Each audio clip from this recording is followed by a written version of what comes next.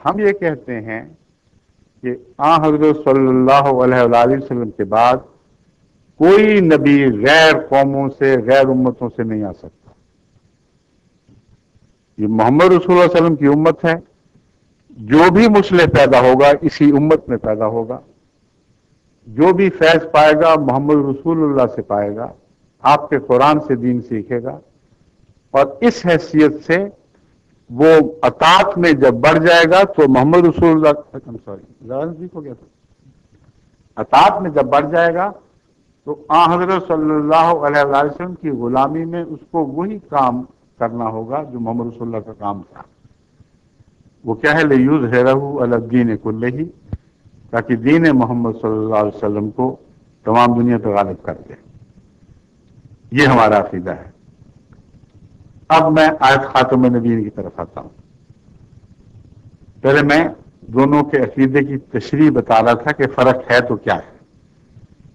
آیت خاتم النبیین کا یہ ترجمہ جو وہ کرتے ہیں کہ وہ نبی آیا جس نے پہلے سب نبیوں کو ہی نہیں بلکہ نبیوں کا بیج ختم کر دیا. تخم نبوت ختم ہو گیا. اور حضرت صلی اللہ علیہ وآلہ وسلم سے پہلے جتنے نبی تھے ان سب کو ختم کر دیا.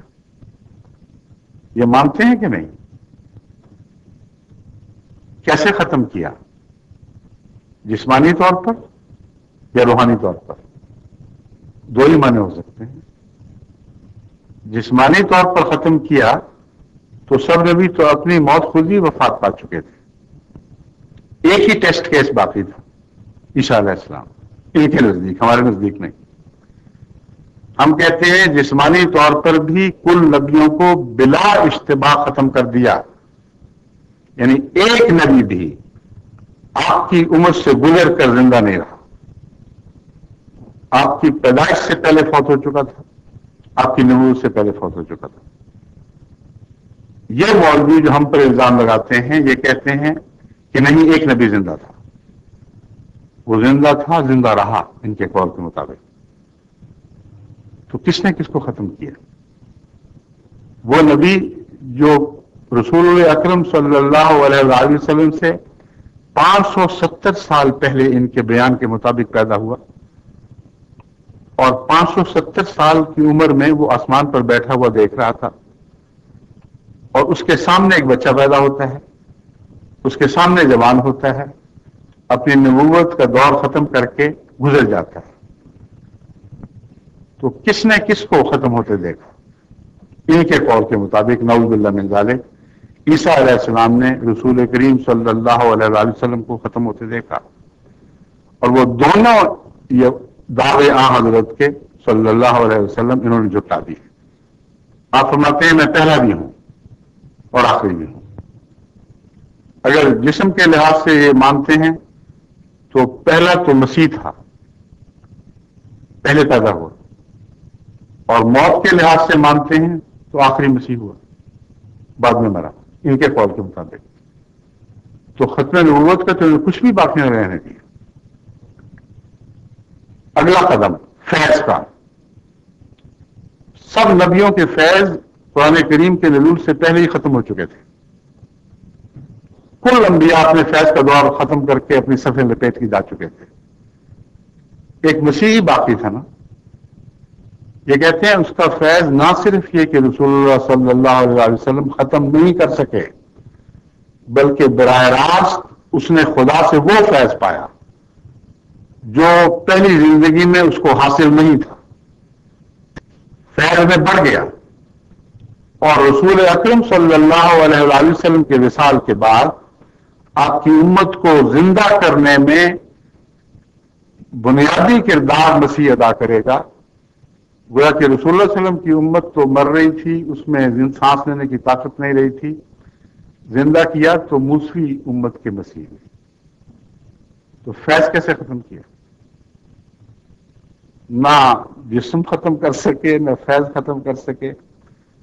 اور دعویٰ یہ ہے کہ ہم ختم نبوت کے قائل ہیں. غلط کہتے ہیں.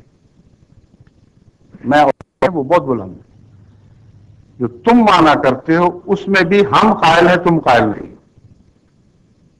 اور وہ ختم کا معنی ختم کرنا، جیسا کہ میں بیان کر رہا ہوں، یہ کرتے ہیں. اور میں ثابت کر چکا ہوں کہ نہ وہ جسم کو ختم مانتے ہیں جسمانی لحاظ سے، نہ روحانی لحاظ سے. جماعت احمدیہ دونوں لحاظ سے حضرت صلی اللہ علیہ وسلم کو خاتم مانتی ہے. اور قرآن کریم میں خاتم النبوت نہیں لکھا گیا، خاتم النبیین لکھا گیا. النبیین، جتنے بھی نبی تھے کلہم، ان سب کو محمد رسول اللہ صلی اللہ علیہ وسلم نے ختم فرما دیا. اور ہم کہتے ہیں کہ عیسیٰ آپ سے پہلے وفات پا چکے تھے، اس لیے کوئی نبی بھی جسمانی لحاظ سے آپ سے آگے نہیں نکل سکا. روحانی فیض آپ کی امت تک محدود رہا، اور اس میں بھی عیسیٰ کو تو یہ بھی توفیق نہ ملی کہ 30 سے زیادہ اپنے متبعین پیچھے چھوڑ کر جاتا. اور روحانی لحاظ سے بہت قربانی کرنے والا، مگر کامیابی کے لحاظ سے ایک بے طاقت نبی دکھائی دیتا. اس کے وصال کے بعد لمبے عرصے کے بعد پھر رفتہ رفتہ خدا نے غلبہ عطا کیا ہے، مگر زندگی میں حضرت عیسیٰ علیہ السلام کو یہ شرف نصیب نہ ہوا. حضرت محمد رسول اللہ صلی اللہ علیہ وسلم کو زندگی میں یہ شرف نصیب ہوا کہ آنکھیں بند نہیں کی جب تک عرب نے وہ انقلاب برپا نہ کر دیا جس کا بیڑا تنہا اٹھایا تھا. اور حیرت انگیز انقلاب تھا جو عرب کی حدوں سے چھلانگ لگا کر ایک طرف کسرا کی حکومت میں داخل ہو چکا تھا، دوسری طرف قیصر کی حکومت میں داخل ہو چکا تھا. تو صلی اللہ علیہ وسلم کی زندگی میں یہ واقعہ ہو گیا. اس نبی کی خدمت کی امت کو زندہ کرنے کے لیے مسیح کو لایا جانا تھا. ایک لغو خیال ہے، جماعت احمدیہ اس کو رد کرتی ہے، اس کو آیت خاتم النبیین کے منافی قرار دیتی ہے. ہم کیا معنی سمجھتے ہیں؟ اول وہ معنی سمجھتے ہیں جو عربوں میں رائج تھے اور آج بھی رائج ہیں. خاتم کا لفظ قرآن نے ایجاد نہیں فرمایا، ایک عرب محاورے کو استعمال فرمایا ہے جس کو سب عرب جانتے تھے. خاتم کا لفظ عرب بہترین کے معنوں میں استعمال کرتے ہیں، جس سے اوپر کوئی نہ ہو، یعنی مقام کے لحاظ سے آخری ہو. چنانچہ ابو علی سینا جو مشہور طبیب بلکہ اطباء کے باپ مانے جاتے ہیں، ان کو خاتم الاطباء لکھا جاتا ہے. متنبی شاعر جو عربوں کا شاعر ہے، رسول اللہ صلی اللہ علیہ وسلم کے بعد آیا ہے. خاتم کا معنی عربوں پہ روشن ہو چکا تھا. اس کے باوجود اس کے دیوان اٹھا کر دیکھ لیں، خاتم الشعراء المتنبی، تمام شعراء کا خاتم. آگے دیکھیں، ہمارے زمانے میں ہمارے ملک میں حکیم اجمل خان پیدا ہوئے. دہلی میں بہت چوٹی کے حکیم تھے جن کا آج تک نام، ان کے نام کا ڈنکا بجتا ہے طب میں.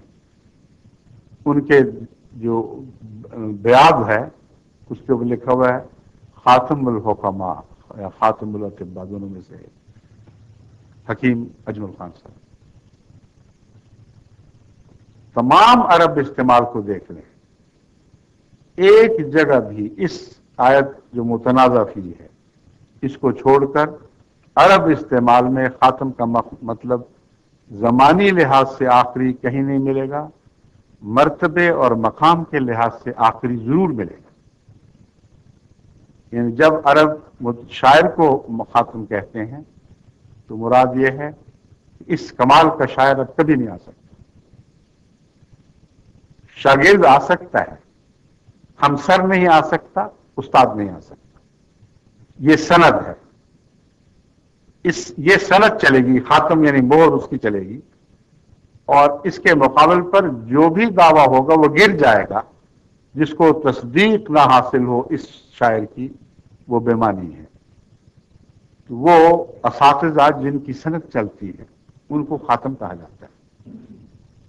وہ اطباء جن کی سند چلتی ہے، جو اپنے مضمون میں درجہ کمال کو پہنچ جاتے ہیں، ان کو خاتم کہا جاتا ہے.